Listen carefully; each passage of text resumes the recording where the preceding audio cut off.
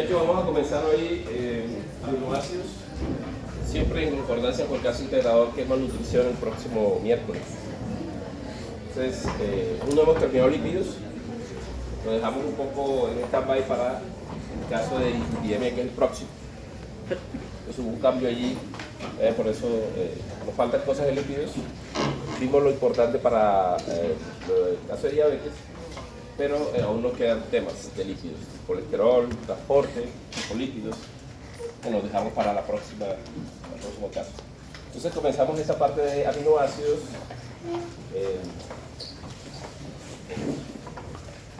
Y vamos a empezar con la parte de oxidación. Estructuralmente ya conocemos los aminoácidos, ya sabemos cómo identificarlos, sabemos que hay 20 de ellos que hacen parte de las proteínas y otros tantos que vamos a aprender acá que no hacen parte de la proteína pero son fundamentales en el metabolismo. Entonces vamos a ver cómo se oxidan hoy desde el punto de vista energético, es decir, tomar energía de allí. Vamos a ver unas diferencias ya marcadas con otros macronutrientes como la glucosa y los lípidos. Y básicamente es que en los anteriores, es decir, en la glucosa y en los lípidos, el organismo los guarda con fines energéticos. Es decir, guarda glucosa para utilizarla posteriormente para energía. O guarda triglicéridos para utilizar esos ácidos grasos como energía. Los aminoácidos no tienen esta función, es decir, no hay un stock de aminoácidos guardados allí para energía. Si bien existen las proteínas son hechas no para guardar aminoácidos desde el punto de vista energético. Las proteínas son hechas para una función biológica y ellas, digamos, se desmantelan, se degradan, se hidrolizan y liberan aminoácidos. Esos aminoácidos hacen parte de un pool. Ese pool está allí disponible para hacer más proteínas o hacer otros compuestos que son, vamos a ver también varios compuestos que se derivan de los aminoácidos o para oxidarlos. Entonces ese pool está allí disponible para todo y no es un polímero guardado como en el caso de la glucosa que forma glucógeno o en el caso de los triglicéridos, de los ácidos grasos que se forman de triglicéridos. Ellos no, ellos están allí disponibles. Entonces ese pool es muy dinámico, un turnover importante. Entonces vamos a ver la partecita correspondiente a la oxidación. Bien, aquí lo vemos, hacen parte de las proteínas, como les digo, es una de las funciones de los aminoácidos, pero también de la oxidación desde el punto de vista energético. Y no sé si se ve la diferencia. Yo no escucho nada, entonces descanso la mano allí. Fuente de nitrógeno para otros compuestos nitrogenados y ácidos nucleicos. Esto también es fundamental. Es decir, ustedes saben que los ácidos nucleicos tienen carbono y nitrógeno. Esos nitrógenos son proveídos por aminoácidos. Los aminoácidos también tienen esa función, la síntesis de compuestos nitrogenados. Entonces, ahí podemos ver las diferentes funciones de los aminoácidos, funciones metabólicas. Aquí vemos cómo se incorporan a la dieta. Bueno, hay que ver que las proteínas, ustedes saben muy bien que se hidrolizan en el estómago, allí se desnaturalizan, pero la hidrólisis, es decir, el enlace peptídico es realizado por peptidasas a nivel intestinal. Se liberan estos aminoácidos y esos aminoácidos se incorporan. No pueden incorporarse proteínas completas, no hay la maquinaria para eso. Entonces, cuando ustedes toman colágeno, no van a incorporar colágeno, ¿no? Eso se destruye totalmente y van a tomar, son los aminoácidos que hacen parte del cuerpo. Entonces, el colágeno tomado no tiene sentido, porque el organismo los hidroliza, los incorpora y los utiliza para funciones. Todas las proteínas que ustedes incorporan por el tracto no son incorporadas hacia el organismo, no pueden. Tienen que ser en forma de aminoácidos que entran al epitelio por algunos canales muy parecidos a lo de la glucosa, ¿sí o no? Que se llaman simportes, es decir, simportes son dos cosas que van en el mismo sentido, en este caso el aminoácido y el sodio. Estos canales, estos transportadores no son exclusivos para los aminoácidos, es decir, Un transportador es, digamos, promiscuo, puede utilizar varios aminoácidos. Varios aminoácidos entran por allí, no es específico. Hay aminoácidos que entran más fáciles, como los aminoácidos hidrofóbicos, es decir, los que tienen R no cargado, estos son más fácilmente incorporados, y los que están cargados, pues se les baja la carga en el momento de la incorporación y pueden entrar. Como entra en forma de sodio, pues el sodio debe salir de la célula para que pueda mantenerse el gradiente fácil, como en el caso de la glucosa, que recuerden ustedes qué canal es. SGLT1, ¿no? SGLT1 a nivel intestinal toma la glucosa. Hay otros como GLUT2 también que lo hacen. Los adultos no pueden incorporar dipéptidos, los bebés sí pueden incorporar dipéptidos, los niños chiquitos, porque como ellos el requerimiento de proteína es mayor, necesitan más incorporación de ser más eficiente el proceso. Entonces no necesariamente hay que hidrolizar todos los enlaces peptídicos, dipéptidos también pueden entrar. Eso es una de las estrategias que tienen los niños. Otra estrategia que tienen es que a nivel estomacal hay una enzima que se llama renina con 2 N, no con una N. O sea que con una N es la hormona producida en el riñón que controla la presión, el sistema renina-angiotensina. Esta es renina con 2 N. Presión no. Esta enzima lo que hace es tomar la caseína, que es de la leche, que saben que es una proteína fundamental de la leche, y en presencia de calcio genera una sustancia llamada paracaseína. Y la paracaseína precipita en el pH del estómago. Entonces, la caseína en los bebés se precipita y forma unos grumos. Y cuando el vómito ustedes lo ven, unos grumos blancos, eso es producto de la precipitación de la caseína formando paracaseína. Eso lo hace para que la proteína quede mucho más tiempo en el intestino y pueda aprovecharse más, porque el requerimiento proteico ahí es muy importante. En los adultos ya desaparece, ya no, mucha proteína no se absorbe, pero bueno, no es tan importante como en el caso de los bebés que están en crecimiento. Entonces, hay algunas modificaciones en cuanto a la incorporación de proteínas, son más eficientes, digamos, en los bebés. Bien, entonces una vez se incorporan estos aminoácidos, aquí vemos varios canales de incorporación, vemos el sistema A que hace parte de alopolar, linear y cadena corta, y los aminoácidos ramificados, que vamos a hacer un énfasis importante en ellos, se hace por el sistema L. Los aminoácidos ramificados, ¿sabes cuáles son? ¿No? Valina, isoleucina y bueno, ya lo vamos a ver ahora para que ustedes recuerden y vamos a ver cómo se oxida. Bien, entonces estos aminoácidos utilizan el sistema L y los demás el sistema ASC. Esto es alanina, que viene antes del sistema A de alanina porque fue el primero que, pero utilizan otros aminoácidos con cadena hidrofóbica, es decir, no cargados, como la glicina y demás. Entonces, como les digo, estos canales, estos transportadores son promiscuos porque utilizan varios, no hay uno solo canal. Eso no solamente a nivel intestinal, sino a nivel de todas las células del interior, ¿no? Por eso es que cuando hay un aminoácido que aumenta demasiado, puede impedir la entrada de los otros porque él bloquea por la entrada por el mismo sitio, entonces puede bloquear la entrada de los demás.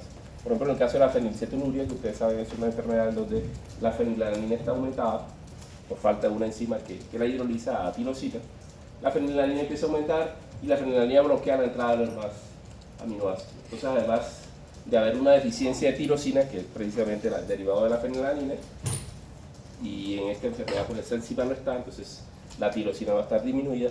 Además de estar disminuida la tirosina, están disminuidas muchos aminoácidos a nivel cerebral porque la fenilalanina los bloquea, porque la entrada es común. ¿Okay? Entonces es importante eso. Bien, entonces una vez se incorporan los aminoácidos a las células, tenemos, como les decía, el pool de aminoácidos está allí disponible para síntesis de nuevas proteínas, generación de energía en el catabolismo, que es el que vamos a concentrarnos, y también síntesis de otra tenemos una clase para eso. Bien, ¿y quién nutre ese pool? Bueno, la ingesta de proteínas, por supuesto, ¿sí o no? Que ahí tenemos la proporción diaria, proteína en la dieta, y síntesis también. Vemos que la síntesis es fundamental, es decir, hay otros aminoácidos que se hacen básicamente de la glucosa.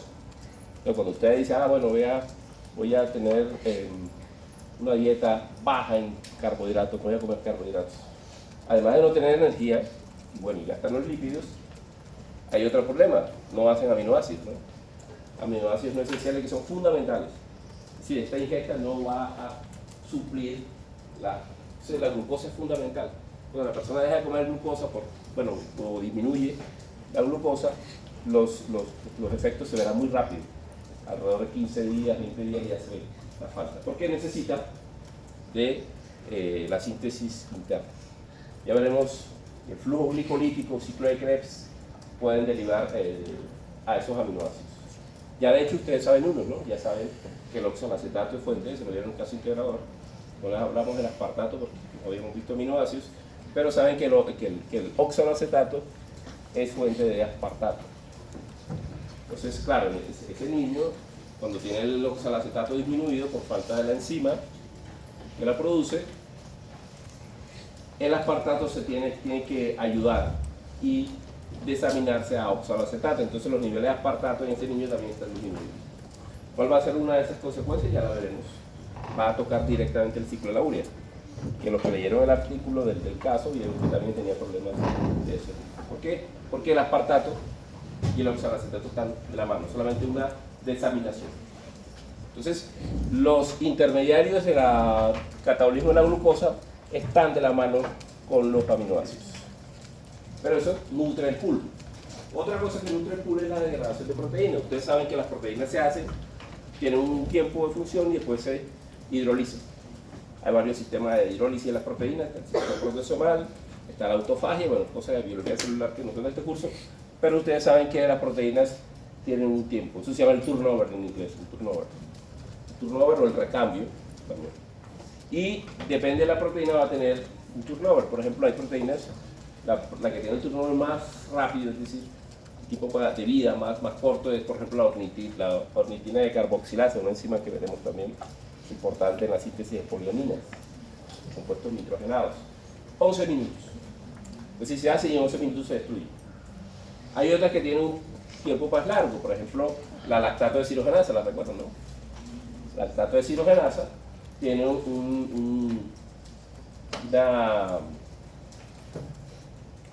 turnover de 50 horas. Hay otras que tienen un poco más largo, por la PEC, tienen la PEC ¿se acuerdan ustedes de la gluconogénesis? Tiene 45 horas, es decir, depende. Entonces, ahí tienen ese turno. Hay una que dura mucho, por ejemplo, el colágeno dura 110 años. Se hace y en 110 años se destruye. O sea, básicamente las moléculas de colágeno que ustedes tienen duran toda la vida. Claro, porque el colágeno se hace y se saca, ¿no? Fuera de la célula es difícil de ser tomado por el sistema de recambio. Todas las proteínas que son solubles en el citoplasma tienen un recambio relativamente alto. Bien, ese recambio va a generar esa cantidad de proteínas y ahí está. Entonces, todo eso va a incluir el pool. Entonces, el pool está ahí disponible. ¿Okay? Bien. Bueno, el recambio lo hablamos. Hay que decir que por ejemplo, los niños o estas personas que están en crecimiento necesitan más proteínas de que las que destruyen, ¿no? El recambio ahí es positivo. Entonces hay otros estados fisiológicos donde es negativo, es decir, se destruye más de la que consumen. Por ejemplo, en la caquexia, ¿saben? La caquexia es una complicación inflamatoria relacionada con varias enfermedades como el cáncer o problemas cardíacos. Ahí es negativo, es decir, se está destruyendo más de lo que se incorpora. Esto lo verán un par con el doctor Mujer ya no está, ¿no? Pero no sé quién le da ahora esa parte, pero él les habla de esa parte de recambio en eso. Bien, La oxidación. Entonces, la oxidación, bueno, la oxidación, tenemos ese pool ahí disponible, vamos a utilizarlo para sacar energía. ¿Sí? Vamos a sacar energía porque, ¿ustedes cómo creen que estará la glucosa? Baja, ¿no? La glucosa está baja, entonces, bueno, vamos a echar mano de los aminoácidos. Los aminoácidos pueden representar energía. No es la manera más, digamos, eficaz porque es costosa desde el punto de vista energético, es decir, sacar energía de un aminoácido le cuesta a la célula tener su maquinaria, además tiene que tratar con el amonio, y el amonio es complicado, entonces se desarrolló un sistema para poder sacarlo, que es el ciclo de la Auger, vamos a verlo. Bien, entonces aquí vemos cómo sacamos energía de un aminoácido. Lo primero que hay que hacer es quitarle el amonio, eso es lo primero, paso número 1. Hay varias maneras de hacerlo, desaminaciones, transaminaciones, ¿sí? Y lo que queda, es decir, el esqueleto carbonado, se llama un alfa-cetoácido. Ese alfa-cetoácido ya lo conocemos, ¿no? Tenemos varios, esos alfa-cetoácidos son intermediarios del ciclo de Krebs por la glicólisis. Entonces, se produce, el alfa-cetoácido se incorpora al ciclo de Krebs, que ustedes conocen, y genera energía. Entonces eso ya lo vamos a ver porque usted lo conoce. Lo que vamos a ver es cómo se deshace el amonio. Y veremos que ese amonio, pues, hay que sacarlo. Porque si le empieza a aumentar en la sangre, puede ser tóxico. Vamos a hacer algunos ejercicios en un taller de por qué es tóxico. Y hay que sacarlo del sistema, y lo que hace el organismo lo saca en forma de urea. Nosotros lo hacemos, los mamíferos lo hacen en forma de urea. Hay animales que lo hacen en otras formas. Por ejemplo, los peces lo sacan directamente. No lo transforman, lo producen y lo sacan. Pero sacarlo así directamente en forma de amonio exige mucha agua. Se debe solubilizar. Entonces, si nosotros no vivimos en el agua, entonces no podríamos hacerlo. Los peces sí lo hacen. Lo sacan por su cuerpo. Y hay otros organismos que lo sacan en forma de ácido úrico. Los reptiles, por ejemplo, los insectos, las aves, lo hacen en forma úrica. Porque el ácido úrico, digamos, la ventaja es que es menos tóxico. Si ustedes comparan las tres maneras de sacar el amonio, es amonio directo, urea, ácido úrico. De las tres maneras, la menos tóxica es el ácido úrico. Entonces, ¿por qué nosotros no lo hacemos en ácido úrico? Sería mejor, ¿no? El problema es que para sacarlo en ácido úrico necesita mucha energía. Es decir, transformar el amonio en ácido úrico, que es una molécula ciclada, costoso. Entonces, hacemos una manera intermedia, áurea. Menos tóxica que el amonio, pero más tóxica que el ácido úrico. Una manera intermedia. Entonces, la urea es uno de esos. Eso lo hacen los anfibios, los mamíferos y los tiburones también hacen forma de urea. Todos los demás peces lo hacen en amonio y los otros lo hacen en ácido úrico. La ventaja también del ácido úrico es que, como es menos tóxico, lo pueden acumular mucho más tiempo. Entonces, los organismos que se dividen por huevos, se reproducen por huevos, pueden tener, como el huevo se aísla totalmente de la madre, que es independiente metabólicamente, la madre solamente le da calor, pero metabólicamente está desconectado. Entonces, él tiene que solucionar sus problemas de amonio, porque todo lo que es metabolismo de aminoácidos sube el amonio. Entonces, debe de generar una manera menos tóxica para eso. Y el ácido úrico es perfecto. Entonces, acumula ácido úrico. Además, consume menos agua. Esa es otra ventaja del ácido úrico. Su síntesis consume menos agua. La urea consume un poco más. Bien, entonces vamos a concentrarnos en cómo lo hace por cada uno. Hay que ver que estos dos ciclos, el ciclo de la urea y el ciclo que están conectados por un intermediario que es el luz. Bien, aquí vemos cómo es estos aminoácidos, cómo se desprenden de los tejidos. Vemos que el músculo es un buen proveedor de aminoácidos, por supuesto hay muchas proteínas, y los aminoácidos que más proveen son estos: glutamina, alanina y valine, los que más proveen. La glutamina, veremos que tiene una función importante. De hecho, la glutamina es el aminoácido más abundante que existe en la sangre, es alrededor de 500 micromolar. La alanina, la glutamina, y es porque la glutamina si ustedes lo analizan, es un transportador. O sea, cumple también una función de transportador. Se parecería a la urea, porque la urea transporta el amonio y finalmente lo evacúa del organismo. La glutamina lo transporta de un órgano a otro, porque la glutamina tiene un grupo amino en el grupo R, y ese grupo amino lo puede perder y ganar fácilmente. Si lo pierde, pues se convierte en glutamato, y el glutamato, cuando toma ese amino, se convierte en glutamina. Entonces, la glutamina es un excelente transportador, y además va al hígado y es un excelente sustrato gluconogénico. Sí, señor, el hígado, el riñón. El riñón, el aminoácido que más se convierte en glucosa es la glutamina. En el hígado, por el contrario, es la alanina. La alanina es importante. La alanina se convierte en glucosa muy fácilmente, ustedes lo saben, por gluconogénesis, y proviene del músculo. Si ustedes analizan todas las proteínas que hay en el músculo, interesantemente, todas las que hay, y sacan el contenido de alanina de esas proteínas, verán que ese contenido es inferior a la alanina que saca el músculo. Entonces, ¿dónde sale el resto? Pues las reacciones de transaminación. ¿Qué quiere decir eso? Que en la célula muscular lo que hace es tomar todos los aminoácidos y los convierte en alanina para después sacarlo. Porque la alanina es un excelente sustrato gluconogénico, se pasa a piruvato muy fácil, ¿no? Le quitan el grupo amino y queda convertido en piruvato. ¿Sí? ¿Qué transporta la glutamina? Aminos. Bien, entonces hay un flujo ahí. En la valina le gusta mucho al cerebro, la valina es un aminoácido ramificado que tiene sus particularidades. Bien, entonces ¿cómo se transporta y cómo se oxidan estos aminoácidos? Ya habíamos dicho que hay que quitarle el amino. Y la manera son las transaminaciones, la manera más común. ¿Transaminación qué es? La transaminación es que un aminoácido le pasa su grupo amino a otro alfa-cetoácido. Aquí la vemos. Bueno, hay otras como la desaminación oxidativa, esa pierde el aminoácido pero no se lo pasa a nadie, el amonio queda libre.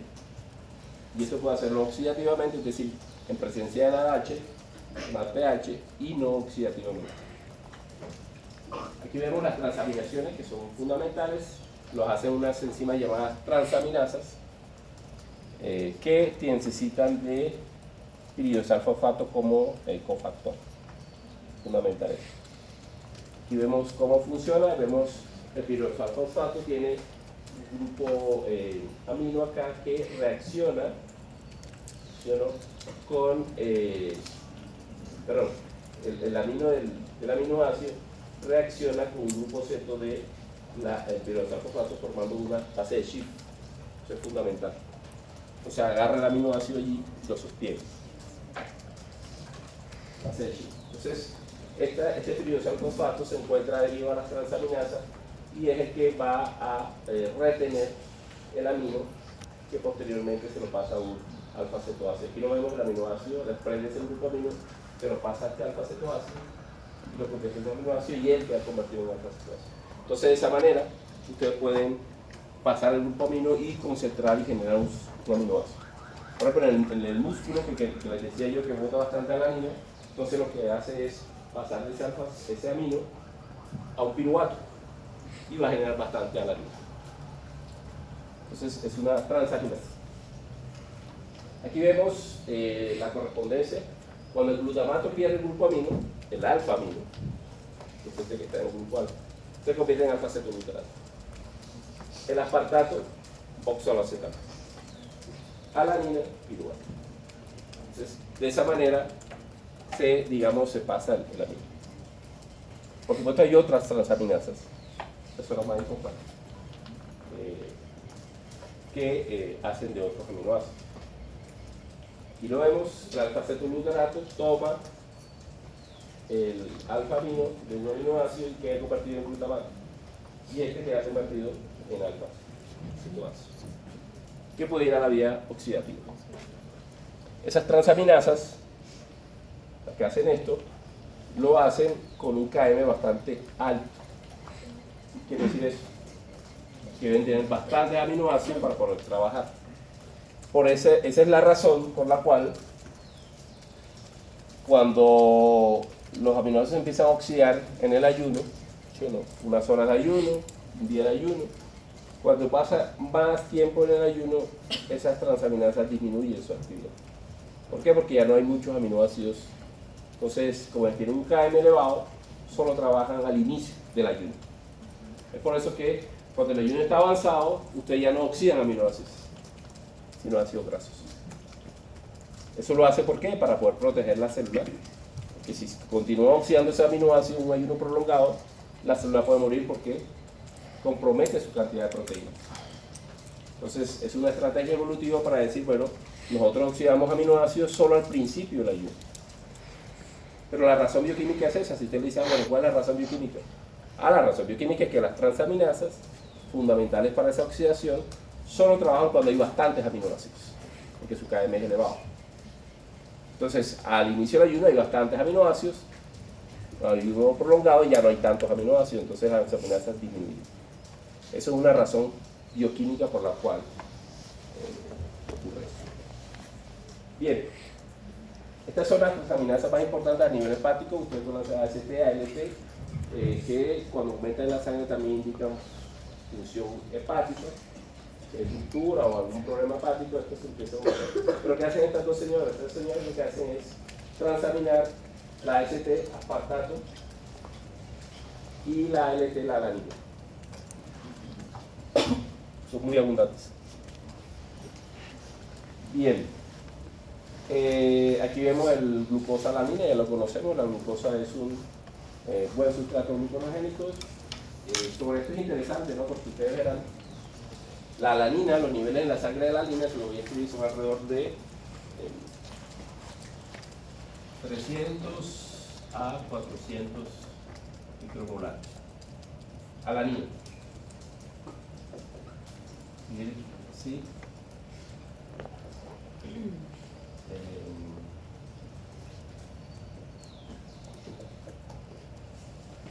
Está cargado. Se cargó. Y aquí tenemos la alanina es un H3.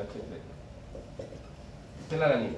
Ustedes ven que tienen, bueno, no está cargado porque esta carga, recuerden que está neutralizada, es decir, está bloqueada. Entonces la alanina está cargada. 300 a 400 micromolar en la sangre. Y tenemos por otro lado este que usted también conoce bien, que es el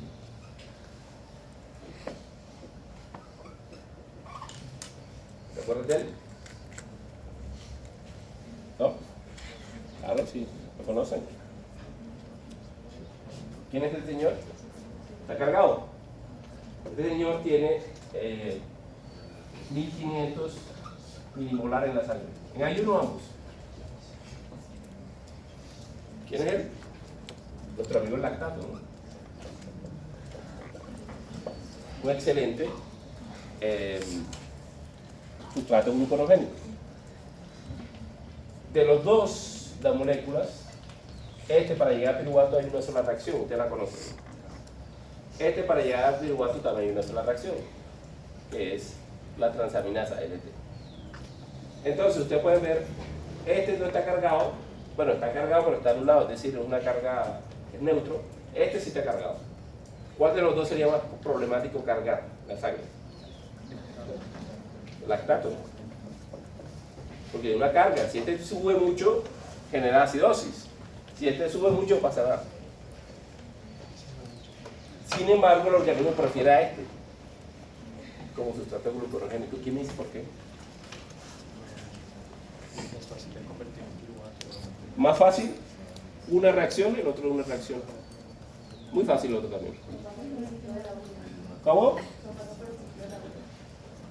No pasa por el ciclo de la urea. Bueno, eso podría ser, o sea, tiene amonio, ¿no? Complicado. Hay que quitarle el amonio. Pero no, porque pues se lo pasaría a otro aminoácido, a otro acetoácido, como pasa en la reacción de transaminación, se lo pasa al glutamato, perdón, alfa-acetoglutarato y lo convierte en glutamato, entonces no sería tan difícil. La NT le pasa, la alanina le pasa al alfa-fetoglutarato.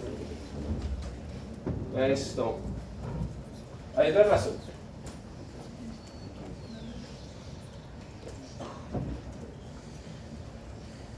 Vayan pensándolas, ¿no? Porque son 3 veces más de lactato que alanina. Es como estar con una persona problemática y una persona no problemática. Yo preferiría la no problemática, ¿no? Sin embargo, al organismo le gusta la problemática por alguna razón. Algo le provee el lactato que no hace la alanina. Ambas llegan muy fácil a piruvato, una reacción. O sea que no es porque este tenga mucho. Una reacción le quita esto y ya queda convertido en piruvato. Una reacción reduce esto, pero no oxida esto y genera piruvato. ¿Sí?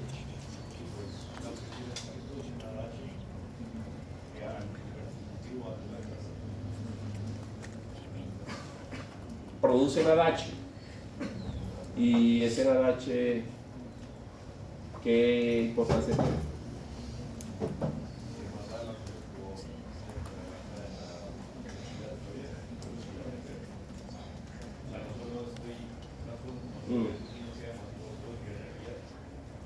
Va por ahí la cosa, pero no es NADH. Es decir, no es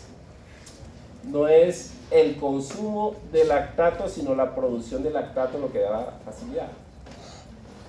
Porque en un contexto energético, se lo voy a decir, un contexto energético, ¿por qué se produce el lactato? Ya lo sabemos, ¿no? ¿Por qué? Para la regeneración de la máscara de la glicólisis. Exacto. Para eso es que se produce el lactato. Entonces, producir lactato es fundamental para un proceso glicolítico. Producir la alanina no. Entonces, por eso refiere el lactato, porque el lactato es fruto de la misma glicólisis. La alanina no. Entonces, por eso es que el lactato es más elevado que la alanina. Pero ambos son buenos sustratos gluconeogénicos. Ambos. Con el hígado son muy buenos, la alanina. Pero a pesar de eso, el organismo dice, bueno, estás cargado, bueno, sí es un problema, pero me estás ayudando a la glicólisis. Recuerden que la producción de lactato facilita la glicólisis. Ya saben por qué lo dijo el compañero, porque se regenera el NAD+. Bien, entonces eso hay que tenerlo en cuenta, ¿no? O sea, no es lo que uno piense, uno al principio ve algo y dice, bueno, debe ser así. No, porque no sabe todo el contexto, ¿no? Entonces todos estos metabolitos a veces se leen, pero ¿por qué? Tiene que haber una razón. La razón es la glicólisis. Y entonces ahí tenemos la otra manera de deshacerse es la glutamato de deshidrogenasa, que es una manera oxidativa muy importante. Tenemos el glutamato, le quitamos el grupo amino y generamos alfa-cetoglutarato. Esto sí es una oxidación, es decir, oxidan y este se reduce del NADP a NADPH y genera el alfa-cetoglutarato. Y es reversible. Glutamato de deshidrogenasa. Es clave, es re clave, sobre todo desde el punto de vista energético, porque si ustedes habrán notado en las transaminaciones, ¿sí o no? Uno diría, bueno, miren, por ejemplo acá, voy a oxidar la alanina desde el punto de vista energético, no voy a hacer glucosa, voy a oxidar. Este piruvato puede ir a producción de ATP o puede ir a generación de glucosa, ¿no? Pero en el contexto energético, ¿ya? Oxidar. La alanina le quito el grupo amino, convierto en piruvato y el piruvato se oxida. Ya ustedes saben cómo ocurre. Pero energéticamente no es rentable. ¿Por qué? Porque estoy consumiendo un alfa-cetoglutarato. Y este también es energía. Es decir, para producir esta energía me gasto esta energía. Entonces, ¿cómo puede ser rentable la oxidación de aminoácidos? Tiene sentido. ¿Sí, no?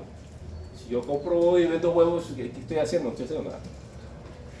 Debo ganar algo. Y viendo las transaminaciones, ustedes habrán dicho, pero ahí no gano energía. Salvo si el que produzco es glutamato. Porque este señor puede perder posteriormente el grupo amino sin consumir otro alfa-cetoasa. Por acción de la glutamato de deshidrogenasa. Entonces ya ese grupo amino irá directamente al ciclo de Uri y genera alfa-cetoglutarato, que es el que se consumió, ¿se acuerdan? y lo estoy regenerando.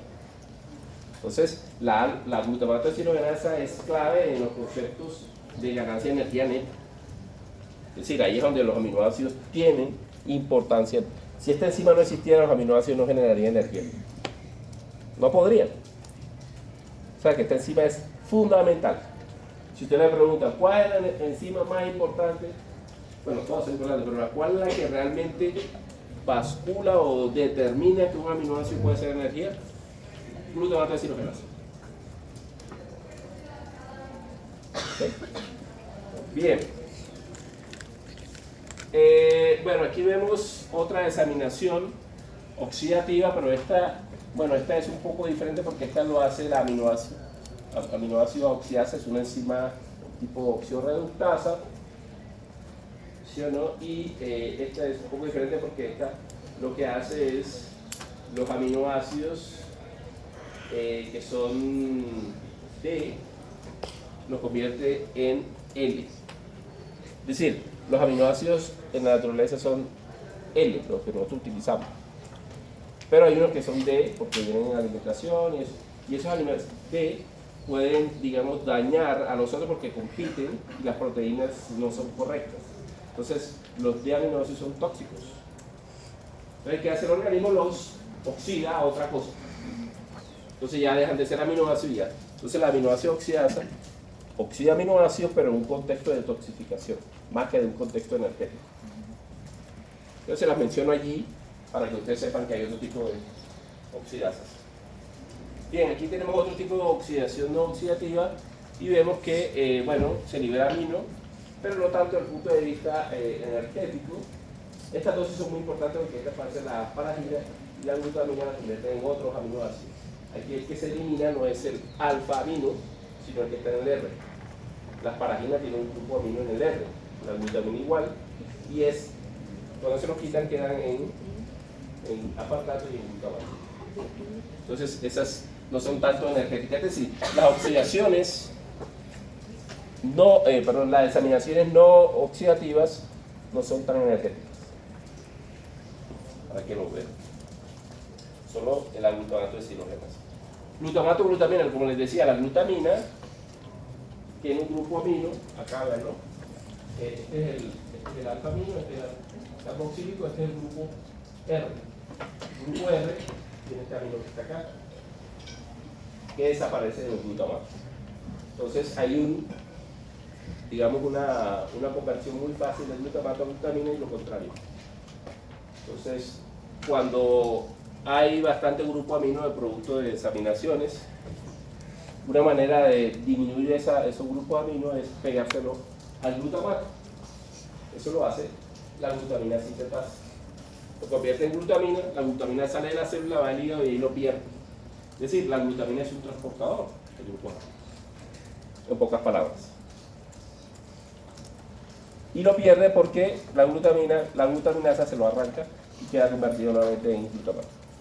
Entonces hay un ciclo allí. Entonces el sistema nervioso, por ejemplo, voy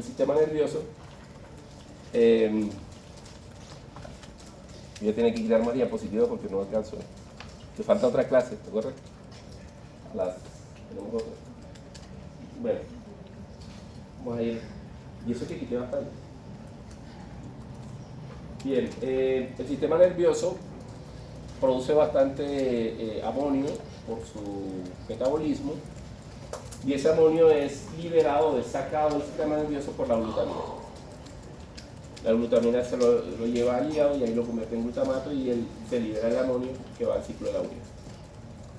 Entonces, cuando hay problemas en estas enzimas, se intoxica el sistema nervioso. Y en algunos niños hay retraso mental y demás, por demasiado amonio en el sistema nervioso. El amonio elevado genera una condición llamada hiperamonemia. Y esa hiperamonemia es tóxica, muy tóxica, incluso es más tóxica que la hiperglicemia. Entonces, los niveles de amonio entre 45 y 40 micromolar no pueden subir de ahí. Incluso si ustedes comen bastantes proteínas, sus niveles no pueden subir de ahí. Lo que va a aumentar es la urea, que la urea es menos tóxica. Pero el amonio no puede subir porque si el amonio sube genera problemas que pueden ser graves. Entonces, una manera de liberar el amonio es a través de la glutamina.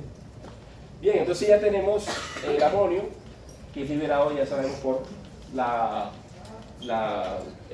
glutaminasa, o es liberado también por la glutamato deshidrogenasa.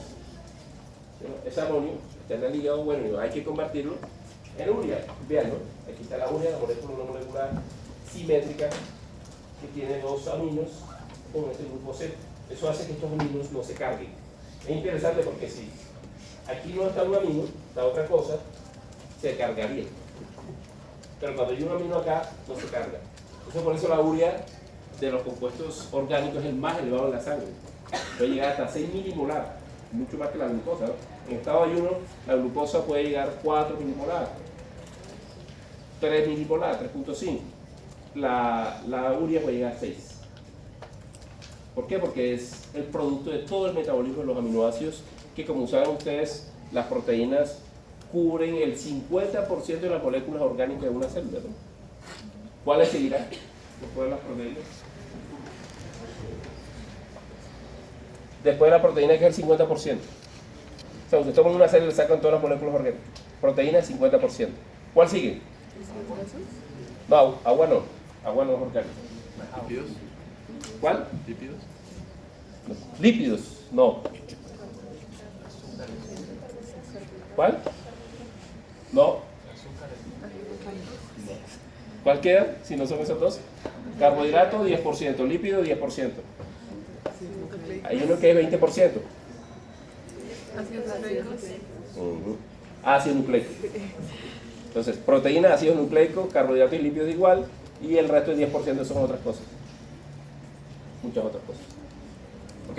Entonces, las proteínas son las más abundantes. Por lo tanto, la urea será la más abundante porque es el reflejo de todo ese metabolismo. Ya la vemos, entonces es una molécula, como digo, no cargada, por eso se da el lujo de aumentar la sangre. Si fuese cargada sería un problema, ¿no? Usaría acidosis. La urea no, puede subir. Pero es por esa estructura simétrica que tiene la molécula. Ahora, estos grupos de aminos vienen ¿de dónde? Uno viene de todos esos productos de desaminación y el otro viene del aspartato. Por eso es que en el niño con deficiencia de piruvato carboxilasa había un problema de hiperamonemia. Ya saben por qué, ¿no? Hiperamonemia, deficiencia de piruvato carboxilasa, ¿por qué sería? Recuerden que a mí me gusta relacionar, ¿no? Claro, porque así es que uno aprende de todo.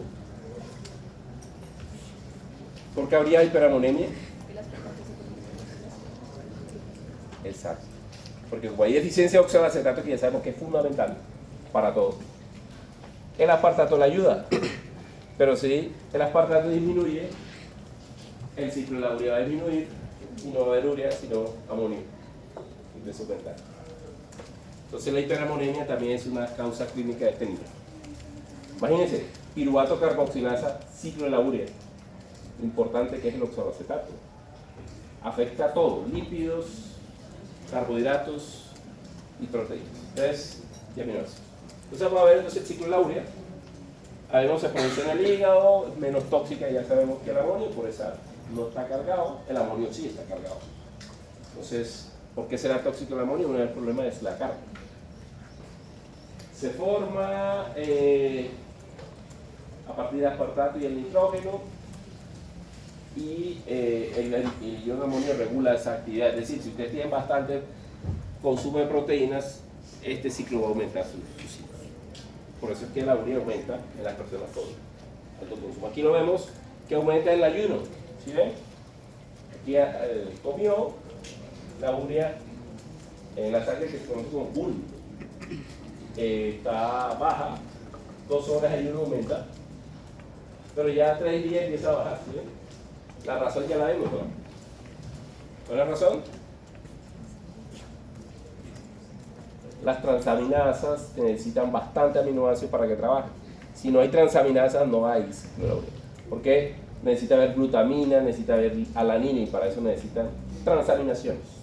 Los aminoácidos confluyen en alanina, confluyen en glutamina, entonces esas transaminasas ya no se llevan a cabo. Por lo tanto, la llegada de grupos amonio al hígado disminuye. por lo tanto disminuye también su síntesis. Entonces, con el tiempo disminuye. Hay otra razón, un poco más osada, más complicada, que hace que disminuya la urea.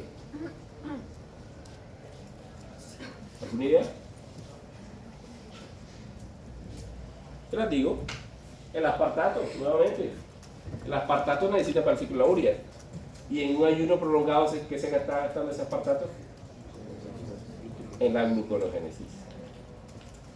Entonces, con el tiempo la urea va a disminuir porque se usa el aspartato para hacer glucosa, porque estamos en ayuno prolongado, y también porque disminuye el ácido de las transaminasas. Estas dos preguntas son de examen final, me encantan.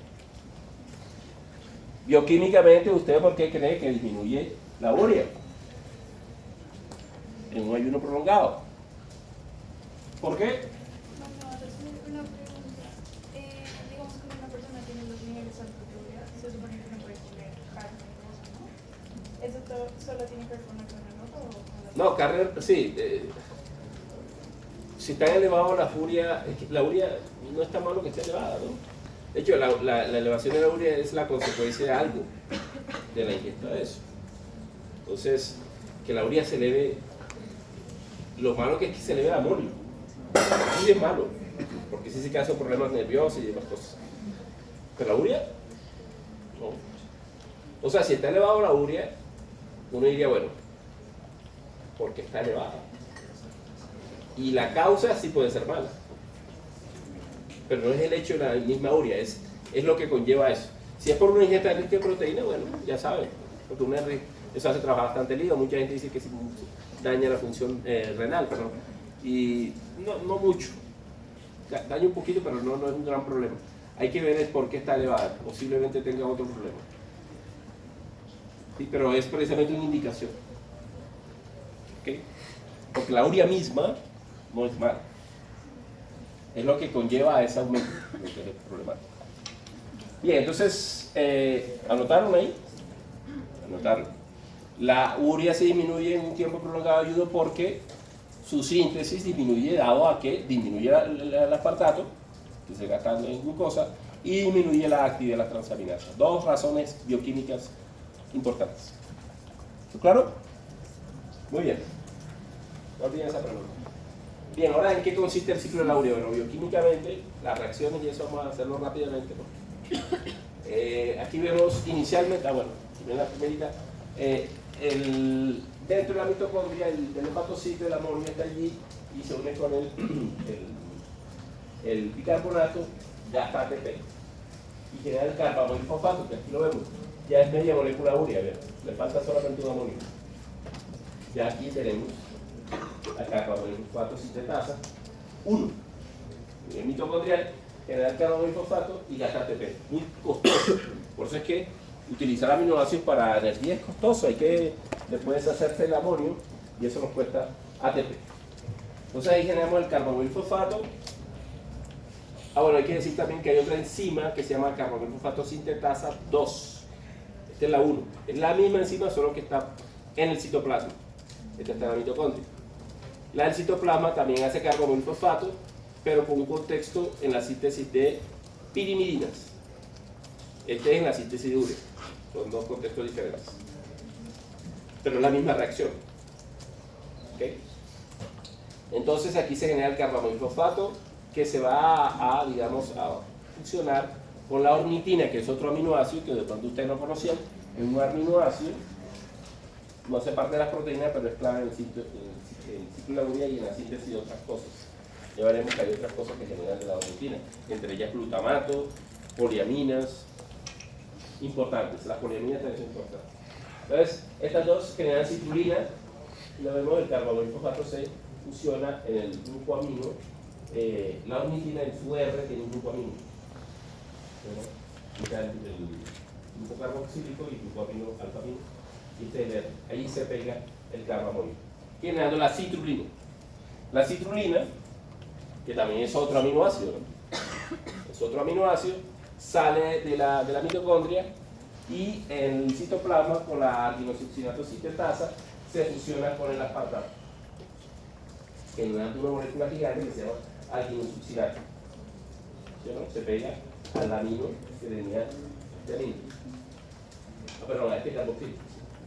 Se pega allí, este es la base de Schiff, como les decía, la base de Schiff es un carboxilo con un grupo ceto con un amino, generando esta molécula acá que se llama arginosuccinato. La arginosuccinato posteriormente hay una liasa que se llama arginosuccinato liasa, que lo que hace es desprender esta parte, es decir, el alfa cetoacido. Desprende eso, y eso es una molécula que conocemos bien que se llama fumarato. ¿Sí, no? Y lo que queda, aquí tenemos un grupo amino famosísimo en la arginina, y lo ven. Y la arginina se genera de este proceso. Es decir, la arginina es un aminoácido que también se genera del ciclo de la urea. Arginina. Posteriormente, ustedes que solamente tienen que cortar, aquí ven.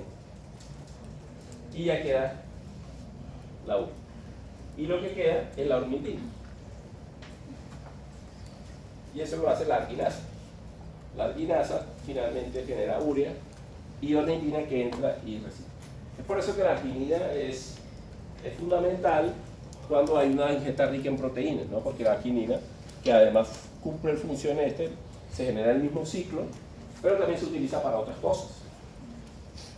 Síntesis de óxido nítrico, síntesis de creatina. ¿Se acuerdan de la creatina? Hablamos de ella, ¿no? ¿Se acuerdan de la creatina? Muscular, forma de ATP, clave. La arginina va a la síntesis de creatina, la síntesis de poliaminas también. Entonces, la arginina se saca de acá. Por eso la arginina es un aminoácido semi-esencial. Si ustedes están en crecimiento, los niños necesitan la arginina como esencial.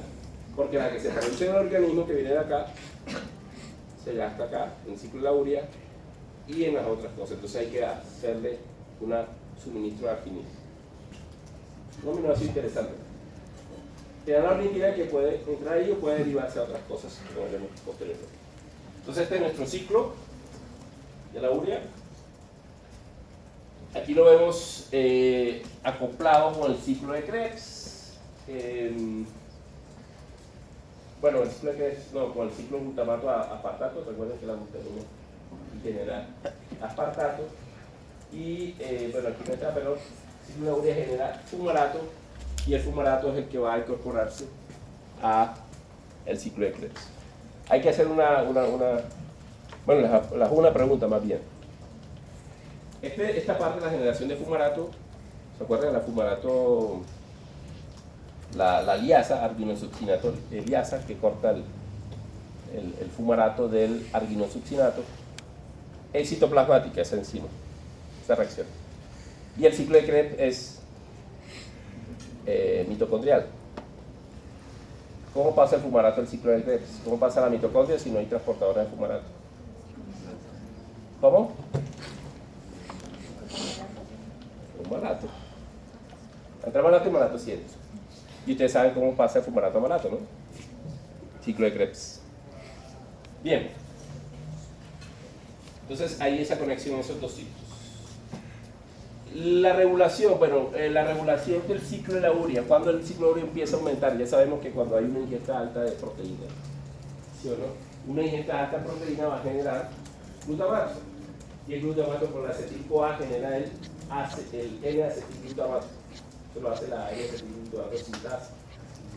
Y el N-acetilglutamato es el que va a activar, digamos, un regulador alostérico importante de la carbamoilfosfato sintetasa 1. ¿Sí o no? Entonces, ese es el regulador más importante del ciclo de la urea. Si ustedes inhiben esta enzima, por alguna razón, ¿qué pasará con el amonio? La hiperamonemia aumenta, ¿no? Porque no trabaja la enzima inicial del ciclo, la carbamoilfosfato. La N-acetilglutamato sintasa. Bien. Bueno, aquí vemos todos los aminoácidos y vemos cómo se conectan, ¿sí o no? Con el ciclo de Krebs, pero vemos, bueno, esos son, digamos, los aminoácidos glucogénicos, que ustedes ven que confluyen en oxaloacetato y esto va a glucosa. Pero hay otros que confluyen acetil-CoA y se llaman los cetogénicos. Y ustedes ven que hay unos mixtos. Por ejemplo, la isoleucina, está aquí y está allá. La fenilalanina, son mixtos. Y hay unos que son exclusivamente cetogénicos, que son estos dos. Fáciles, que son los únicos que comienzan con el leucina y lisina. Esos dos son cetogénicos. Ellos cuando se metabolizan no generan oxaloacetato, sino acetoacetato. ¿Qué puede generar? Ustedes saben ya, acetil-CoA. Esto puede pasar acá fácilmente. Ya lo sabemos, ¿no? Utilización de los cuerpos cetónicos. Bien. Ahora vamos a hacer unos minuticos de los aminoácidos ramificados, que se lo pregunté, ahí están, isoleucina, leucina y valina. Estos señores son aminoácidos especiales que ya nos creemos, son hidrofóbicos, son importantes, el 20% de los aminoácidos que incorporamos a la dieta son estos ramificados. Otra cosa particularidad de estos señores es que ellos no se metabolizan en el hígado, sino en otros. ¿Cuál es la razón? La razón es que en el hígado, ustedes saben que llega la mayor parte de la alimentación, cuando ustedes comen o el sistema porta, llega al hígado. Si ellos se metabolizaran en el hígado, no podrían llegar al resto de células. Entonces, porque el cuerpo no los puede hacer. Estos aminoácidos son esenciales. No los hace muy difícilmente. Eso lo necesita la dieta. Y si en la dieta se quedan en el hígado, pues no llegaría a los otros. Entonces no se metabolizan ahí, sino en el músculo los metaboliza muy bien. Esos aminoácidos ramificados tienen gran interés actualmente. Bueno, ya sabemos que dos de ellos son, bueno, este es exclusivamente cetogénico, característica.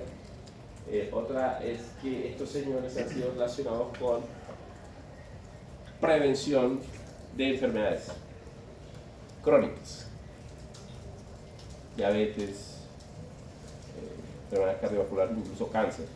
Por alguna razón, no se sabe muy bien, cuando empiezan a elevarse en la sangre, es un indicador precoz de alguna enfermedad. Se han hecho ya estudios de predicción. Es interesante, cuando ellos empiezan a subir, hay un estudio muy bueno en Nature, recuerdo, donde decían que personas que elevaban eso en 6 años desarrollaban diabetes. O incluso se han relacionado con otros problemas cardíacos. Entonces no se sabe muy bien por qué. Lo que yo les puedo decir es que ellos, cuando se acumulan, la utilización de la glucosa no se hace correcta. Por alguna razón. Ya vemos por qué. Hay una enzima que se inhibe. Pero entonces hay que relacionar. Ahora, no todos los aminoácidos ramificados son malos. O sea, que ellos se eleven en la sangre indica algo, pero eso no quiere decir que se restringen en la dieta. Son dos cosas diferentes. Vamos a ver como lo que preguntaba la compañera con la urea. ¿Sí o no? Que ustedes lo incorporen en la dieta no necesariamente es lo mismo que aumente en la sangre, ¿no? Son dos cosas diferentes. Si ustedes lo incorporan en la dieta, se metaboliza lo que normalmente se debe metabolizar, no debe subir. Cuando ustedes suben algo en la sangre es porque hay una indicación de algo. ¿Sí o no? Entonces, les digo por qué, porque hay mucha gente que consume aminoácidos ramificados. Los vende, ¿no? Lo que hacen ¿cómo es? En pesas. Los venden. ¿Eso es malo? No hay prueba. Lo que es malo es que se aumenten en la sangre. Si ustedes los consumen, no necesariamente tienen que aumentar en la sangre, porque normalmente se metaboliza. Porque el organismo funciona así. Si ustedes le ponen bastante de algo, él contrarresta haciéndolo, bajándolo. Si él empieza a aumentar es porque hay algo que está fallando. Entonces no es lo mismo. Bien, entonces aquí vemos que ellos también son importantes, sobre todo en la síntesis de órganos y demás en los fetos, en la formación fetal, son importantes las relaciones. Aquí vemos cómo se oxidan. Aquí lo vemos, son aminoácidos, por lo tanto para oxidarse hay que quitar el grupo amino igual que todos los aminoácidos. Solo que aquí lo hacen unas aminotransferasas ramificadas. Se llaman así BCAT, Branch Chain Aminoácido Transferasa. Branch Chain es aminoácido ramificado. Se lo quitan. Y lo que generan son alfa-cetoácidos, pero ramificados. Aquí vemos, este es el que viene de la isoleucina, este que viene de la leucina, este que viene de la valina.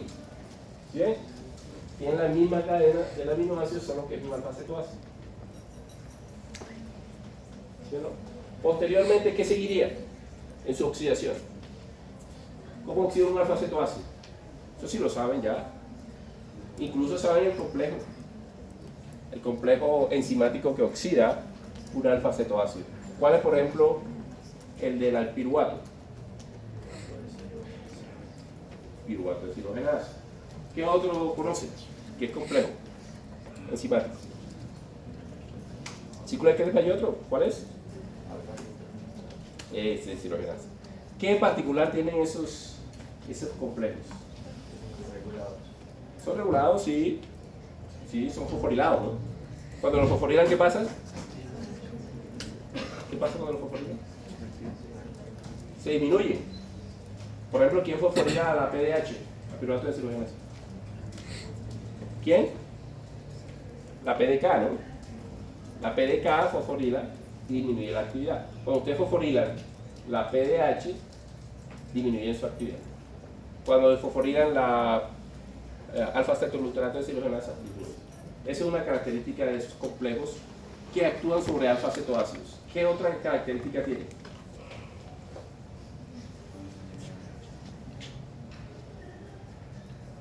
Necesitan tiamina, ¿no? Tiamina, que es un cofactor, una vitamina importante. Otra característica, ¿cómo es el producto? ¿Qué hay en el producto? Una descarboxilación, es decir, el sustrato ya no va a tener un carbono menos. ¿Sí, no? Y otra característica muy importante, que el producto va a tener adherida a la coenzima A. ¿Cuál es el producto de la PDH? El acetil-CoA, ¿no? ¿Cuál es el producto de la alfa-cetoglutarato deshidrogenasa? ¿Cuál? El succinil-CoA. O sea, para estudiar estas cosas ustedes tienen que buscar similitudes, ¿no? Este es igual, solo que aquí el sustrato no es ni el alfa-cetoglutarato ni el piruvato, sino estos alfa-cetoácidos ramificados. Esa se llama así. DCA utiliza coenzima A, descarboxila igual que el otro y genera los R-CoA. Los R-CoA, es decir, ramificados. Aquí tenemos el metilbutiril-CoA, el isovaleril-CoA, el isobutiril-CoA. Pero se parecen a los demás, se parecen al acetil-CoA, se parecen al succinil-CoA. Solo que son nuevos para ustedes. Pero es la misma reacción. Y esto después se metabolizan y generan propionil-CoA y acetil-CoA, este genera acetoacetal y acetil-CoA, por eso este es netamente cetogénico, y este genera propionil-CoA. Esto puede ser, propionil-CoA puede llegar a ser glucosa, primero oxalacetato, ¿no? ¿Se acuerdan cómo el propionil-CoA llega a ser oxalacetato? Lo vimos también, ¿no? Lo hemos visto en dos ocasiones, en la gluconogénesis y lo vimos también en la oxidación de ácidos grasos impares. Bueno, aquí lo vemos nuevamente, es decir, el propionil-CoA en nuestro cuerpo viene básicamente de estos señores, no tanto los ácidos grasos impares, no es tan importante. Para nosotros, la gran producción de propionil-CoA son estos tres aminoácidos.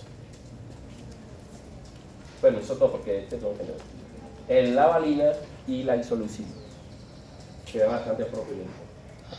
Bien, bueno, ya sabemos cómo se oxida. Ahora, aquí les decía que era importante y aquí lo que les decía, la relación que hay con esto. Esto es, ¿ustedes han escuchado esto? OMA-IR es una manera de medir la resistencia a la insulina. OMA-IR es una sigla allí, un nombre en inglés, que lo que dice es que cuando aumenta son más resistentes. Si tienen establecido que 3 es el corte, es decir, son más de 3 son resistentes. Si menos de 3 ya bueno, si cercano a 3 puede ser resistente. Es decir, si esto aumenta, la resistencia. ¿Sabes qué es la resistencia a la insulina, no? ¿Qué es? La resistencia a la insulina es cuando la insulina no hace bien su trabajo. Por ejemplo, ¿qué pasa con la lipólisis? No, puede ser la hemos visto. ¿Qué pasa con la beta-oxidación? Aumenta porque normalmente la insulina la debe inhibir. Entonces, cuando aumenta quiere decir que son resistentes. ¿Qué pasa con la gluconeogénesis? Aumenta porque normalmente la debe inhibir. Bueno, todo eso se llama resistencia. No funciona bien, por alguna razón. Hay una correlación entre ese aumento de la resistencia a la insulina y los aminoácidos ramificados en la sangre. La relación es aquí hay otro, esta es la enfermedad coronaria. La enfermedad coronaria, y vemos que los BCA aumentados tienen 2.87 veces más de riesgo de tener esa enfermedad. Lo que quiere decir que ellos están relacionados con enfermedades crónicas, no hay duda. Ahora, ¿por qué? Todavía no se sabe muy bien, pero lo que sí se sabe es esto. Aquí es la regulación de la oxidación de estos aminoácidos ramificados, lo que vimos, ¿no? Le quitamos el grupo amino, generamos alfa-cetoácidos ramificados y luego los R-CoA, cuando viene la enzima, que les decía, la enzima que utiliza coenzima A, tiamina, y estos R-CoA van a la cinta de acetil-CoA o propionil-CoA. Bien, esta enzima, como les decía, cuando es fosforilada es inhibida. Y cuando es desfosforilada, es activada. Aquí vemos la fosforiluna quinasa cualquiera y la desfosforilada esta fosfatasa. Es decir, si yo inhibo esta fosfatasa, ¿qué pasará con la oxidación de los aminoácidos ramificados? Disminuye, es decir, ¿qué pasará con los aminoácidos ramificados en la sangre? Bajan. ¿Cómo? Bajan. Aumentan, porque no los puedo oxidar. ¿Sí o no? Vean. Si yo inhibo esta no se activa, esto no se oxida y esto aumenta. ¿Estamos de acuerdo, no? Entonces este médulo se estudió y se hizo un ratón en donde bloqueaban esta enzima. ¿Qué iban a encontrar? Pues aumento de esto. Para ver qué es lo que hace, porque los aminoácidos ramificados son predictores de enfermedades. Hay que estudiarlos. Entonces, se hizo un ratón y por supuesto aquí está el ratón, este es el mutante que tiene la enzima, los aminoácidos ramificados aumentan como este lado, aumentan los tres que conocemos, el sistema funciona. Ahora vamos a estudiar el metabolismo de la glucosa en ese contexto, en ese mutante. ¿Qué encontraron? Encontraron que, este es el mutante, KO, comparado con el no, encontraron que la captación de glucosa disminuye. Es decir, la entrada de glucosa a los tejidos disminuye. Y si disminuye, ¿qué pasará con la generación de glucógeno? Pues disminuye. Pero bueno, lo importante es esto, miren. La oxidación de estos sustratos. Ácidos grasos en negro, glucosa en azul, bueno, y los otros no marcados no nos interesa. Estos dos, ven estos dos. El mutante y el control. ¿Qué encontraron? ¿Qué pasó con la oxidación de la glucosa? Disminuye. ¿Qué pasó con la oxidación de los ácidos grasos? Entonces, esto es lo que debe quedarse para su cerebro. ¿Sabes? Cuando yo aumento los aminoácidos ramificados, no oxido la glucosa, sino los ácidos grasos.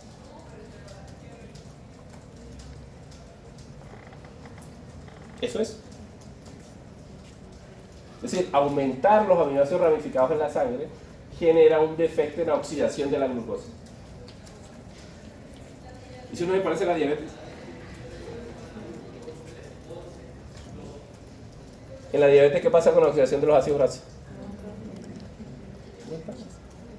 Entonces ya nos acerca más de por qué los aminoácidos ramificados elevados generan eso. Ahora, ¿por qué? Siempre uno pregunta por qué. Bueno, aquí está la razón. Vean, otros experimentos que no lo habíamos mostrado, no alcanzamos.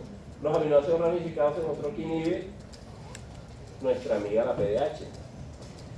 ¿Y qué se pasa si inhibo la PDH? No oxido la glucosa. ¿Qué pasará con el malonil-CoA? ¿Aumenta o disminuye? No escucho nada. ¿Cómo? El malonil-CoA. Obviamente, porque el malonil-CoA viene del citrato. Y el citrato, ¿dónde viene? El acetil-CoA con el oxalacetato. Entonces el malonil-CoA disminuye. ¿Qué pasará con la oxidación de los ácidos grasos? ¿No tiene sentido todo ahora? Los aminoácidos ramificados inhiben la PDH, disminuye la oxidación de la glucosa, y la disminución de la glucosa aumenta la oxidación de los ácidos. ¿Lo claro? Entonces ya nos acercamos más. Por supuesto hay más cosas, ¿no? Hay más cosas que aún no conocemos, pero ya nos estamos acercando. Los aminoácidos ramificados en la sangre de alguna manera dificultan, bueno, ya sabemos por lo menos que incluye la PDH, y estoy seguro que hará otras cosas. ¿Quedó claro eso? Con eso terminamos aminoácidos. Ahora vamos a comenzar la otra clase.